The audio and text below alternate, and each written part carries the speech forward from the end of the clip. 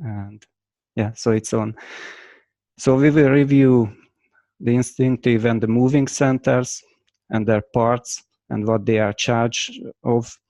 And after that, we will discuss what we observed during this month and how these observations were useful for our personal work.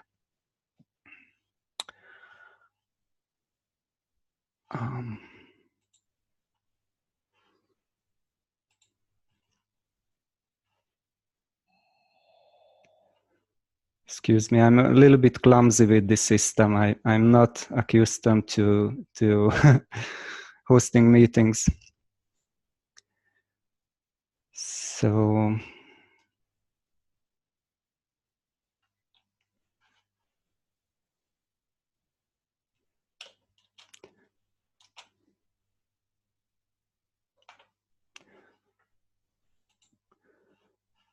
but I will find my way.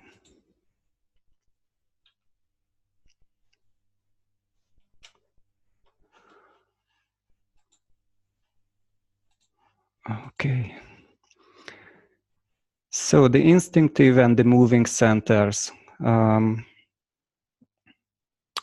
will discuss these two centers today.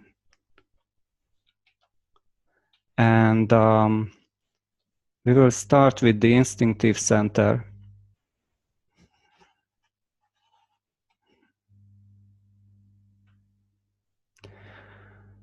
But before going into it, it's important to distinguish between these two.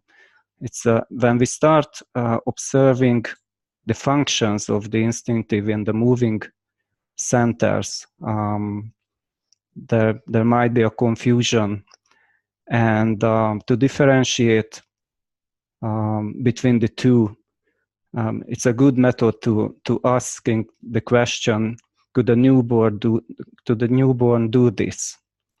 If the answer is yes, then it's most likely the instinctive center. Otherwise, it is the moving center.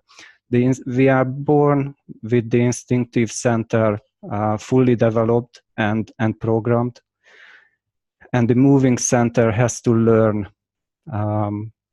its functions.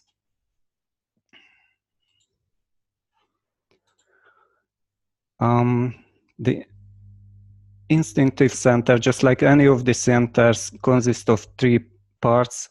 It's generally responsible for the preservation of the organism. This center not only uses the energy of the human organism, just like the other centers, but it also regulates the energy allocated to other centers.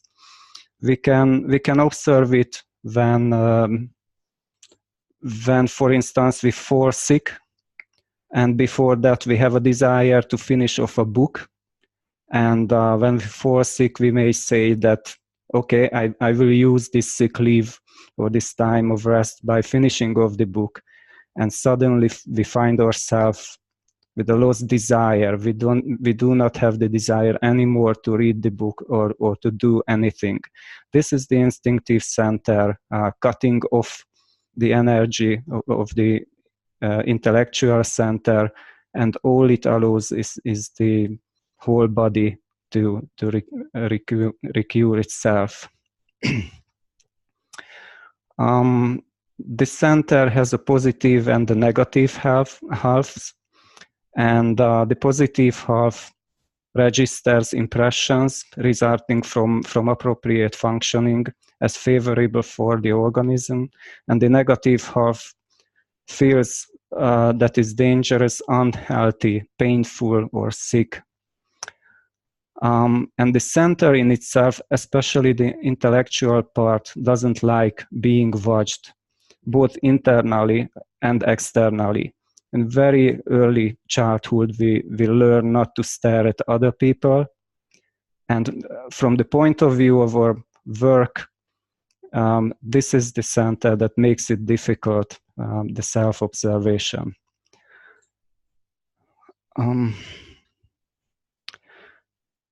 The parts, first we start with the mechanical part of the center.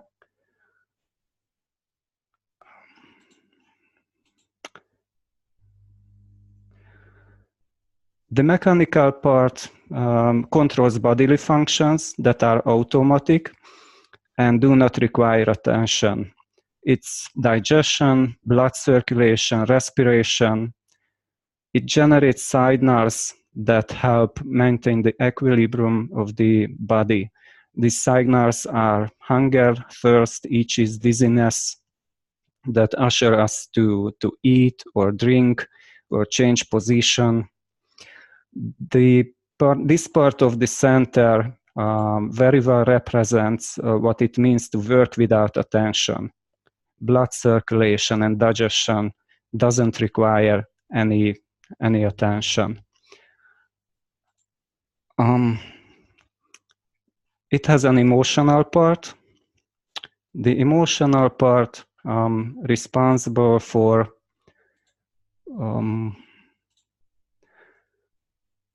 it's emotional about sensations. It values the nature of the impression, pleasant or unpleasant, but it does not consider if it's good for health. It's responsible for sensual attractions and repulsions. It is drawn to physical pleasures such as foods, beverages, clothes, fabrics, comfortable postures, and so on. On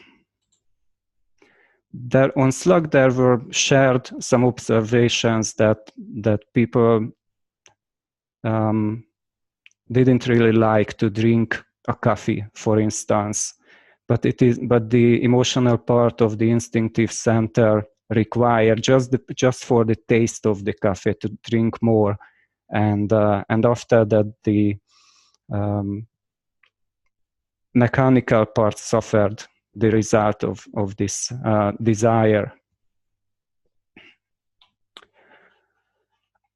This is the major seat of addictions, and just like any other emotional part, it has a tendency to flip between the positive and the negative half.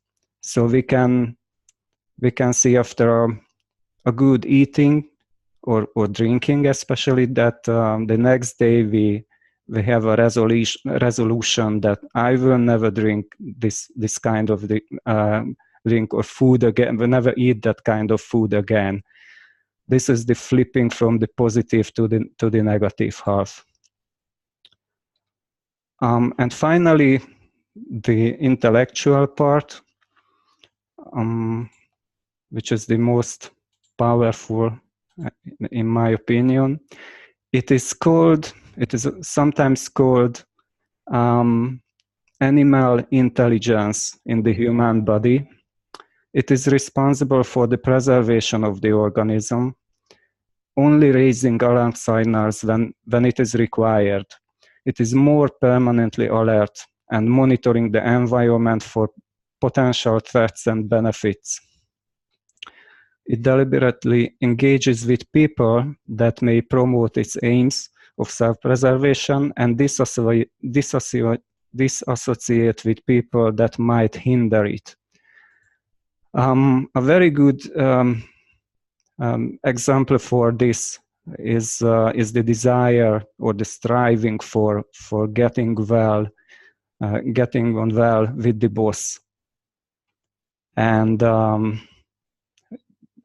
making money falls into the range of the intellectual part of the instinctive center, and the boss can promote us, give us a salary increase.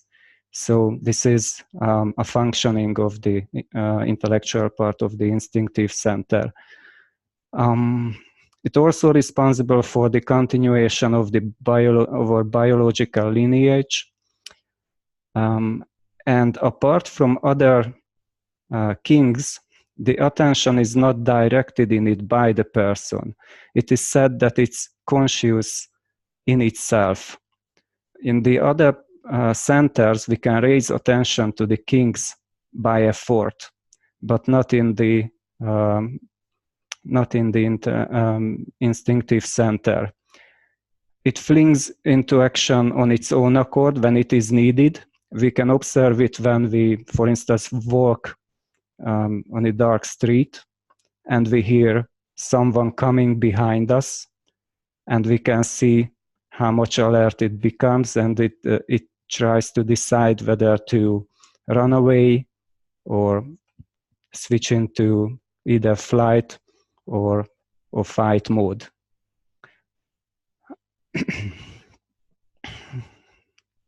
In case of accidents, I think we all have experiences with accidents. I have two car accidents. When and it showed that the King of Clubs is capable of slowing down the perception of time to provide more room for people to act. If you had such experience, like a car accident or any kind of accident, then you can remember, as I do, that as a slow motion movie, everything is slowed down. It's like it's dreamlike.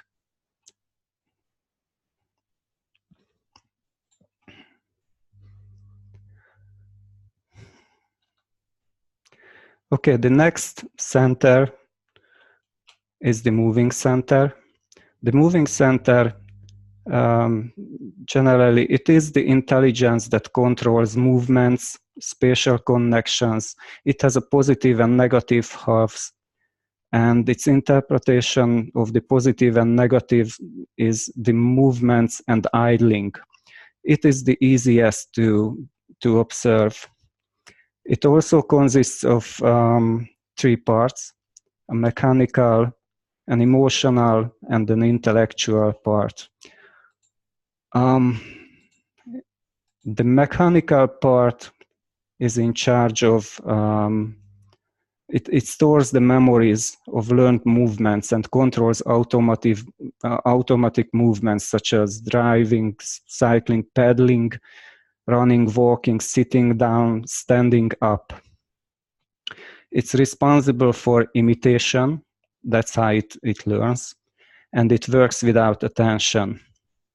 If you look at the picture of the pedaling man, it's a painting, and I chose this picture because I can relate to pedaling. I did it for long years, and on this man's face you can see daydreaming. That's my perception. And it is the mechanical part of the moving center. It goes without attention. You do whatever you do, cycling, pedaling, and you can easily fall into daydreaming.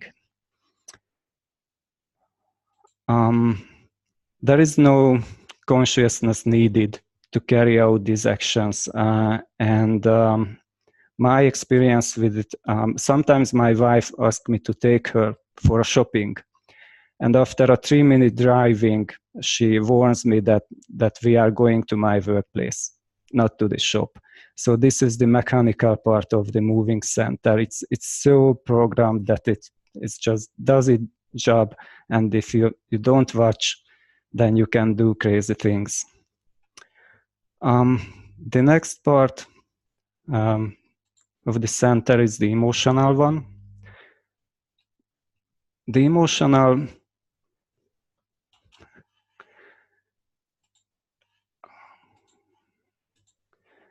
emotional part is about the love. It's connected with the love of movements, love of physical aspect of sports, dance, joy of driving, speeding especially, cycling or horse riding, and also attracted to virtual movements such as gaming. And it has also a negative and positive half. Therefore, it lacks stability. And it means that someone may be enthusiastic to some sport, but he or she is not necessarily good at it because it lacks the endurance. The endurance is provided by the mechanical part. It also enjoys watching movements, video games, sports activities, and so on. And the last part is the intellectual part of the moving center. that is responsible for planning abstractly, scheduling tasks into a sequence within a time frame. Time is also involved. It was mentioned during the last workshop that our strongest perception of time is in the moving center. It can also visualize. Architect and engineering takes use of this center. It's much slower than the other parts. It is intentional and careful about movement. Inventions, assembling furniture or fixing gadgets, problem solving in general falls into this this part of the center. Inventions doesn't only mean big inventions, like invention of electricity. If you look at the picture of the watchmaker, there is a problem. The watch is not ticking, and to find out how to solve the problem, how to fix the watch, requires a kind of invention, what tool to use, how to fix it. It is invention. So this was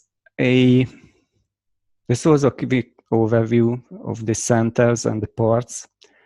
And I would like to, during the month of May, we had the task to observe these two centers and their different parts. And I would like to I would like to ask some of you to share their experiences, how the observation was useful for the personal work. And maybe some of you went further than observation. So if you have anything to share, then feel free to unmute yourself and give your opinion or share your experience.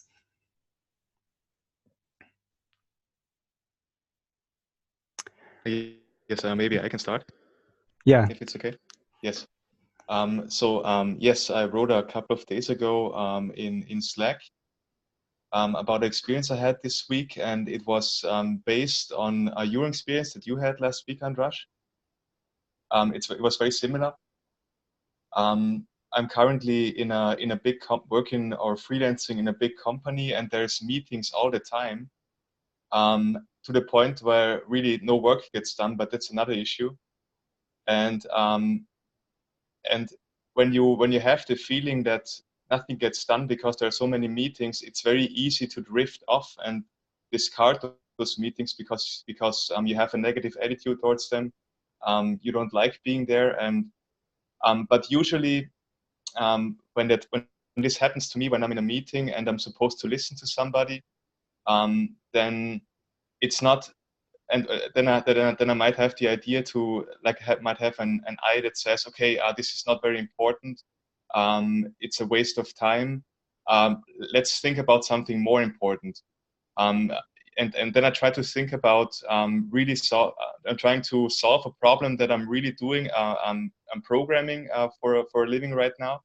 And so when I'm in a meeting, I'm trying to work on those linear problems, programming problems. But of course, it doesn't work very well because there's a lot of distraction from the meeting itself. And then slowly my thinking becomes very mechanical, it goes like in a cycle. I'm thinking about something, then there's a disruption, then I'm trying to start again the engines, then but it's this wheel that really doesn't go anywhere. And it very much reminded me of what Andrash said last week. And then because at some point during a meeting a few days ago, I suddenly had the idea, I remembered what you said in the meeting, in the last meeting. I had the idea that this is not working. I'm getting nothing from the meeting, but I'm also getting nothing done in my head. And so I said, this has no purpose. It has no sense. It has no sense doing this. So let's try to really listen, even if I don't want to. But in order to to achieve this, I need some kind of emotion, because it's that athlete versus St. George thing. If you're the athlete, you're trying it on the mechanical level. What I did actually, I tried to solve the problem, solve it again, but it didn't work. So I had to come up with an emotion to actually break this cycle, which would then enable me to listen to the person. So I would come up with this emotion. Okay, it's very disrespectful to not listen to this person, and it gave me an emotional shock, so to speak, to really listen to the person for a few seconds at least, and then it was, and then actually. It was necessary, because obviously the engines, those thinking patterns, they do not just automatically stop. They try to come back. And so I would always have to apply the same shock, and I would have to be careful and see, okay, it's coming again. No. Okay, there it is coming again. No. And so it was like this exercise that was started by an emotion, but then it was basically, yes, then I had to, but then I had to be very attentive towards myself, and also what the other person was saying. So that's an experience I had with the moving center, with daydreaming this week actually. Yeah, thank you, Sebastian. I can relate to that experience very much. I started working with it some 3 years ago, and the repetitive pattern of the thoughts you mentioned, and that it relates to some problem solving. It indicates that it's a moving center induced daydreaming. And yes, it's very hard to break it.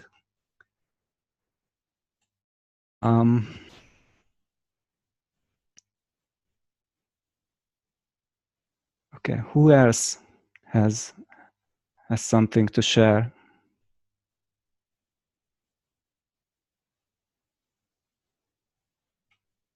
Andrash, can you hear me?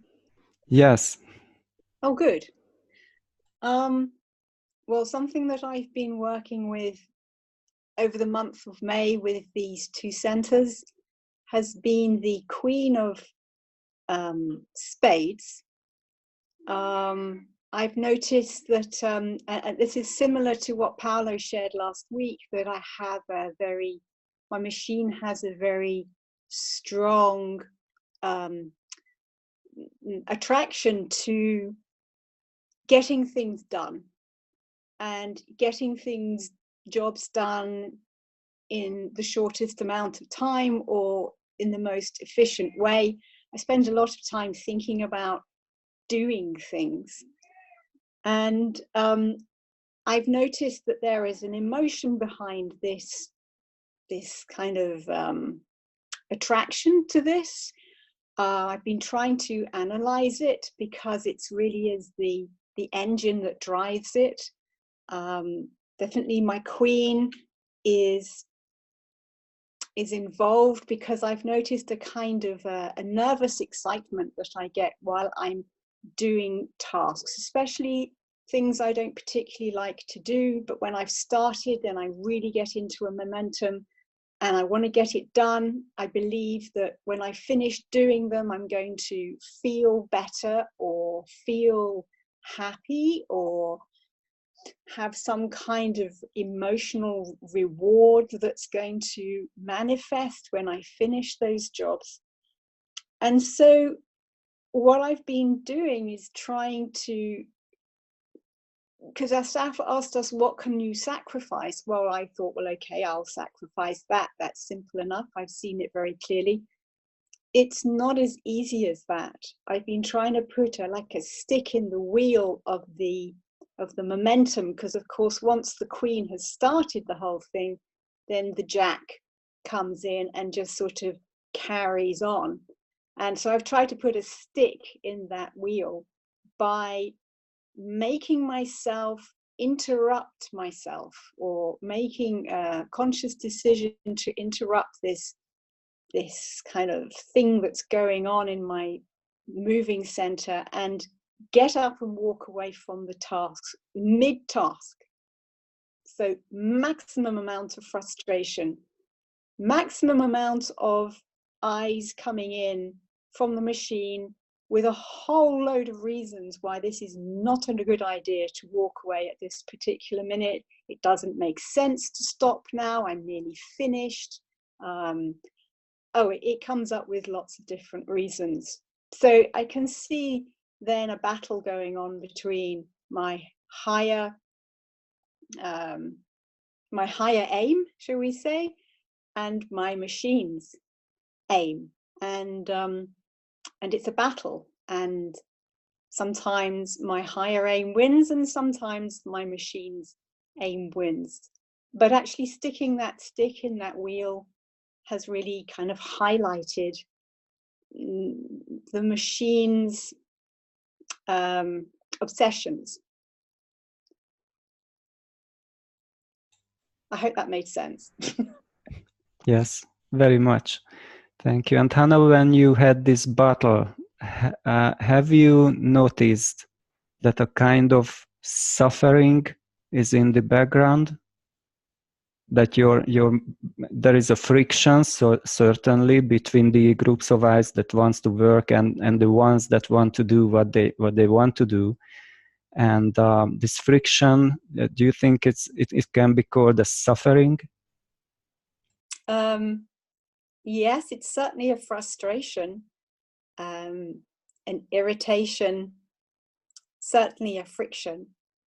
However, what I have found is if I get up and I go off and start doing something else, the Queen will very quickly become, her attention will get caught very quickly by something else, and then the whole thing starts all over again, just on a different occupation. So I have to stay very alert that my machine doesn't just kind of readapt and go back into mechanicalness. So to keep that friction going. Yeah, thank you. It reminds me the example that I brought here for this meeting. So I would share it if you don't mind.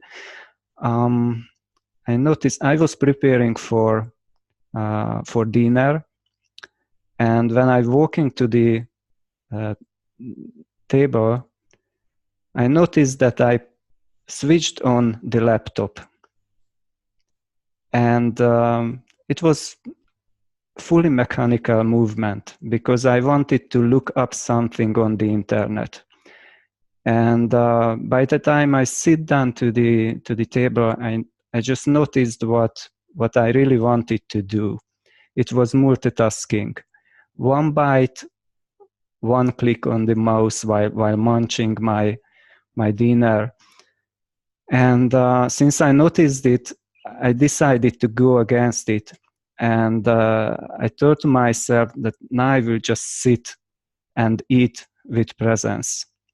But the corner of my eyes, I saw the laptop booting up, and the friction that Hannah mentioned was there. A part of me wanted to go to the laptop while munching the dinner and browse the internet. And there was that group of eyes that said, okay, you stay put and just eat. And there was that friction that I experienced as a kind of suffering. And very quickly, a third group of eyes appeared, and they started commenting the situation in a sense that how good that you can do it, that you work so hard, and so on. And I noticed that this third group of eyes were just buffering the situation because the machine doesn't like the suffering, and they wanted to give some explanation and deal with something else. And when I decided to suppress these buffering guys and stay put at the desk and be present to that friction, because there is nothing else to do. I think there was nothing else to do. The friction was there. It was kind of inconvenient, but finally it brought presence into the situation. So that's how I found it very useful to go against this multitasking. Okay, I don't know if anybody else has something to share. But if you want to relate to the presentation and to the parts of centers, just feel free to add.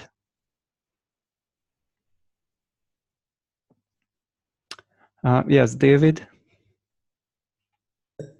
Okay, can you hear me? Yes. Okay, cool. I have a couple of simple things to share. So I captured myself moving, talking to myself while daydreaming. So I was probably in a queue in the Queen of the Emotional Center, thinking about some emotional fact which was affecting me. And I observed that I sometimes made some gestures or said some words in those cases. So I observed how the queens, I suppose, the emotional queen and the queen from the moving center were talking to each other in this case. And the other thing I wanted to mention, this is something which you already brought up before about the instinctive center, about the urge of having a coffee while you already had one. Okay, it happens a lot to me actually. So I have a double breakfast very often in the morning, and I try not to, and I'm very committed to not do it. But then something mechanical happens, and I just go down and buy another coffee and something else to eat. And also I noticed something similar in the afternoon when my body suddenly starts demanding something sweet. And I feel it's something like an addiction sometimes, because you don't need it, but after you do it once, then the body keeps on demanding it. So that's what I wanted to share. Yeah, thank you very much. It was shared on Slack in connection with similar posts that you mentioned, that the queens wants to drink more or wants to eat more, that the queens lacks scale. There is no relativity, no scale. They just want to continue to the extremes until in case of the instinctive center, the mechanical part suffers the result of it. Yeah, thank you, David. Prithviraj, I think you wanted to share something.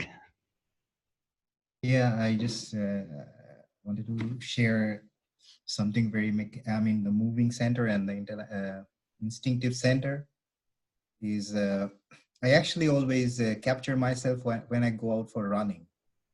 So running is like, it's a highly moving center related thing.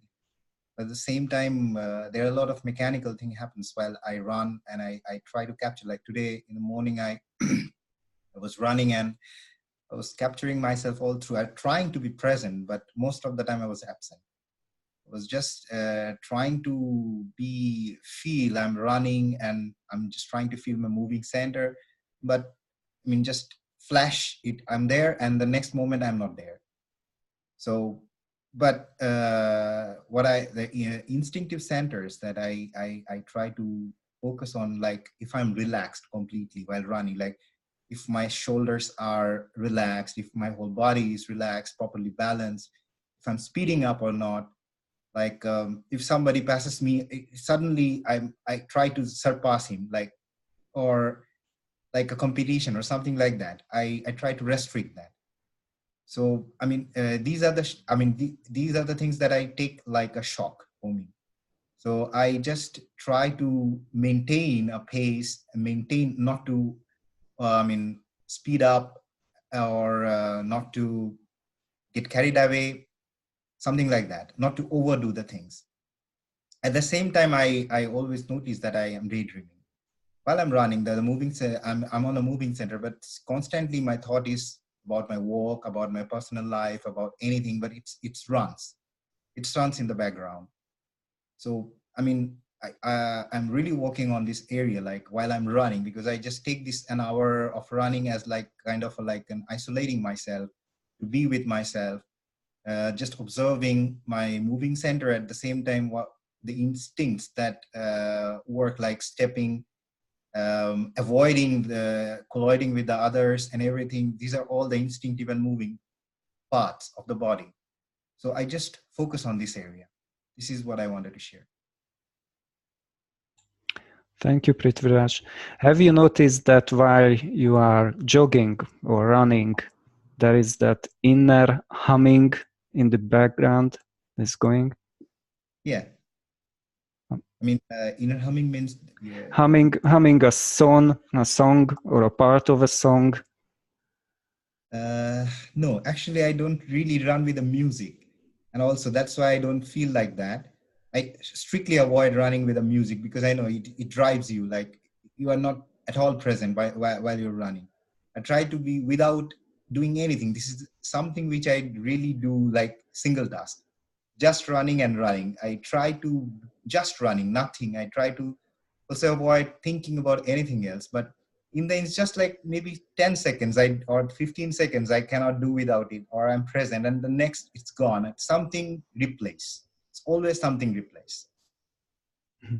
Okay, thanks. I was yeah, go ahead, Anselmo. Can I share something similar to what Prithviraj was saying? First of all, yesterday I went to the gym, and when I observed daydreaming, and I looked around, and it seemed to me that almost all the people in the gym were in daydream. But what I wanted to share is that when I arrived home from the gym, I observed that I was humming a song. Usually I don't hum a song very frequently, but yesterday I observed every time I was humming a song. And then I met a roommate, a friend with which I shared the apartment, and he was singing a song in the kitchen. And I started talking to him, and he said, "Oh, I was running in the park." So I noticed that I believe that when the moving center is very active, like after making exercise, there's more tendency to hum a song. So that's an observation that I made yesterday.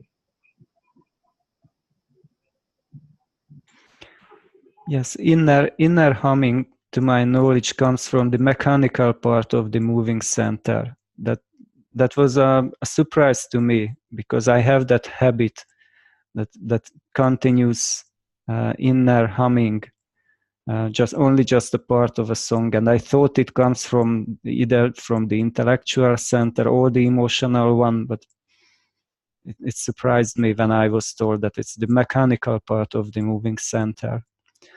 Yes, thank you, Anselmo. Yes, Anahit? I wanted to share something and actually ask you to help me figure out if I'm understanding this correctly. I think I made an observation which I think relates to the emotional parts of my instinctive center. So I would observe in this May and previously too, that let's say I'm interacting with people, it could be at work with a customer or someone like an acquaintance, whatever, and they may say something which I feel like my instinct reacts first before my mind, where I become defensive, or I feel like there's been like some boundary crossed or something along those lines, and I want to immediately react and say something, or just run away, flight, like fight or flight, So would you say that is Queen of Clubs activated in such an instance?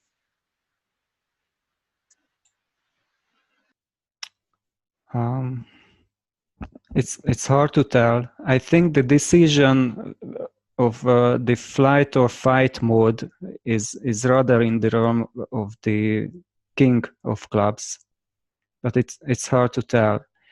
What I found useful to understand such examples that you shared is that we are never in just one part of a center. It's always the entire machine reacts. All centers, all parts, features, all together moves as one.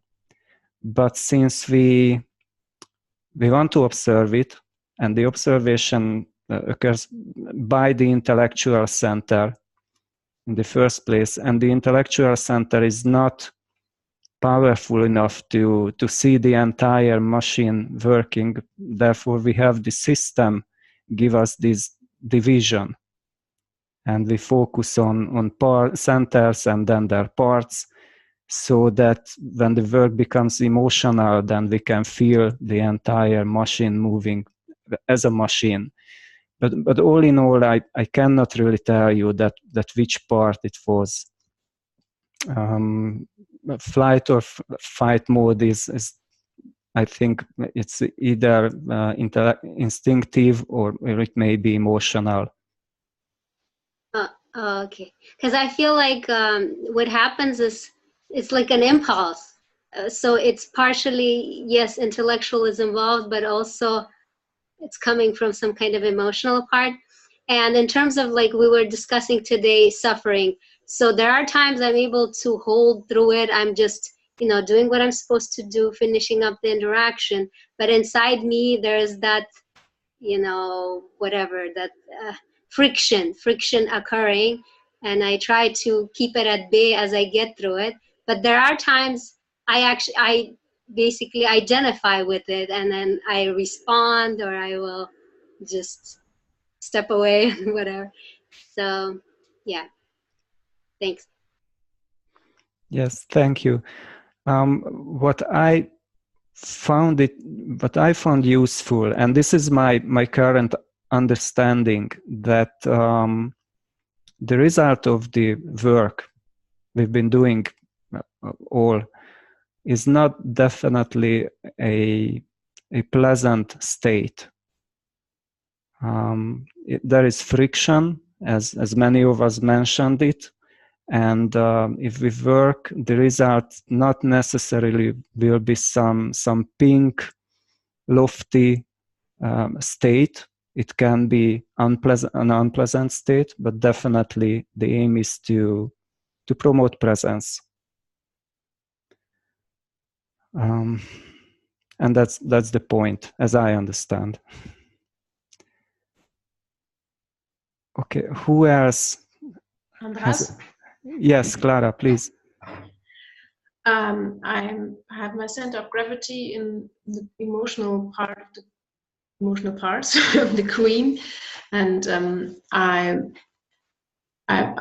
thought always that most of my day I would be in the queens, but in the last weeks I observed that most of the day is dedicated to the jacks, and for me it seems like that my machine is sometimes allowing me to go to the queens, to have the strong emotional feeling or a good taste, but it's in real, the working behind this is the jacks, so they can do their work and nobody is stopping them.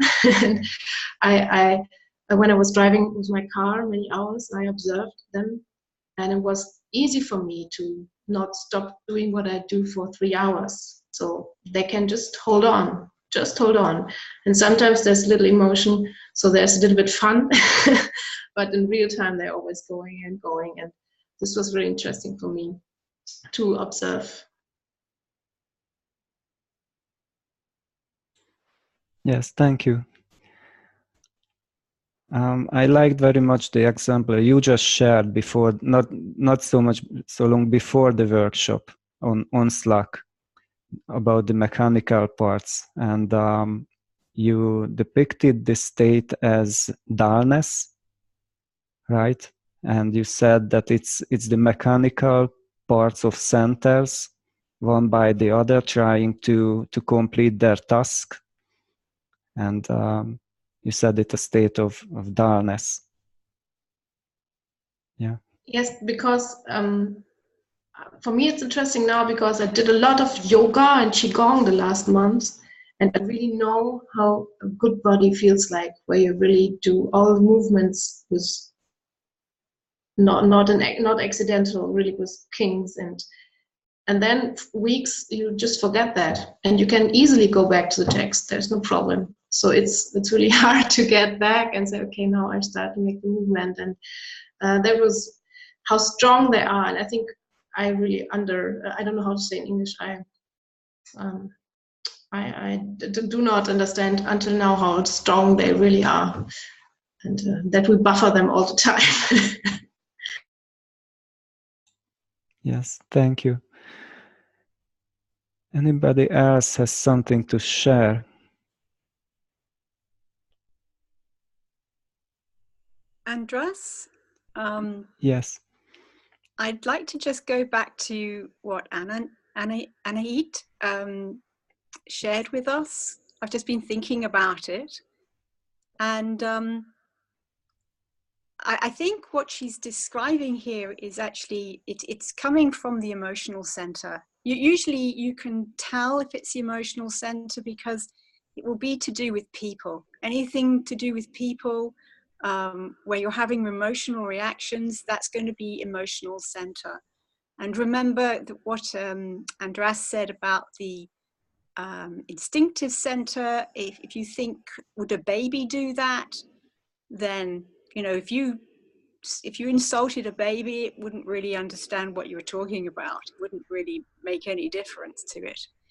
But the emotional center, one thing I picked up very early on in my studying from, I think it was Uspensky somewhere, he said the emotional center is an organ of perception.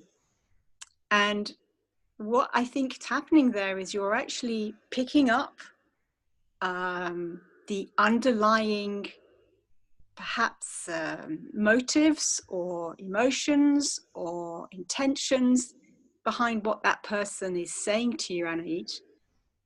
So your emotional center will be pretty accurate with that. We can pretty much tell whether someone's attacking us, or even if it's in a sort of disguised way. And then I think what's happening is it's passing into probably into your moving center or your instinctive center, where you'll feel it in your body, and that will make you want to actually physically withdraw yourself from the situation. Anyway, that's just my thoughts on what you've shared. I'm not absolutely certain if that's accurate, but that's, for what it's worth, that's some thoughts. Yeah, that resonates. Thank you. Thank you, Hannah.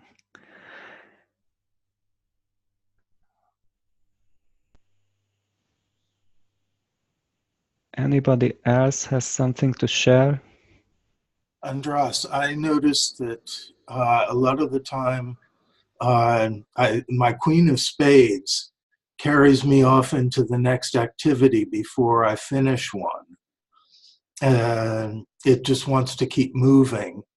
And I've noticed a few times when I'm retrieving things from a counter, as soon as I grab it, I'll turn away and try to get on with the next activity and divert my attention from my hand, and I knock stuff over.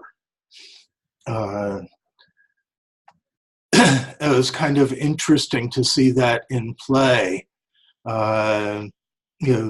because I always wondered, how do I knock things off the counter when I'm grabbing something?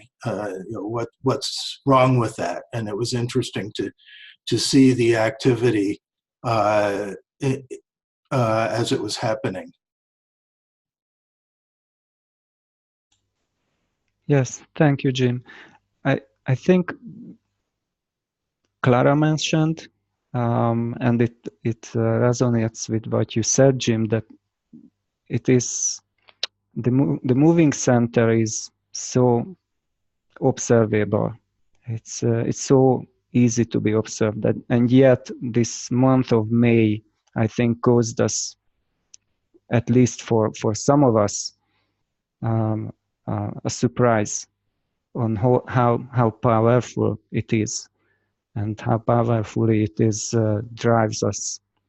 And from this we can conclude that controlling the moving center, or observing the moving center, and knowing it gives a great advantage for us in this line of work.